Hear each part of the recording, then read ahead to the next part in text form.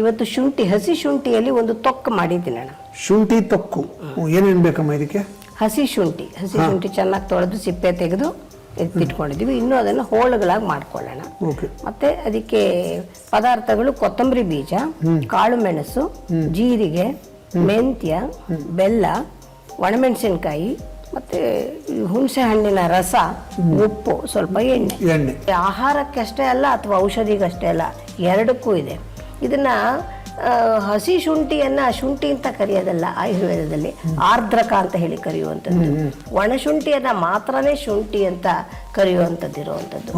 ಈ ಶುಂಠಿಯ ಬಳಕೆ ಪಿತ್ತದ ಅಂಶ ಜಾಸ್ತಿ ಆದಾಗ ನಿವಾರಣೆ ಮಾಡ್ಕೊಳ್ಳೋಕ್ಕೆ, ಕಫದ ಅಂಶ ಜಾಸ್ತಿ ಆದಾಗ ನಿವಾರಣೆ ಮಾಡ್ಕೊಳ್ಳೋದಕ್ಕೆ, ವಾಯುವಿನ ಅಂಶ ಅಥವಾ ವಾತ ಪ್ರಕೋಪ ಜಾಸ್ತಿ ಇದ್ದಾಗ ಬಳಕೆ ಮಾಡೋದಕ್ಕೆ ಎಲ್ಲಕ್ಕೂ ಕೂಡ ಪ್ರಯೋಜನ ಆಗುವಂಥದ್ದು.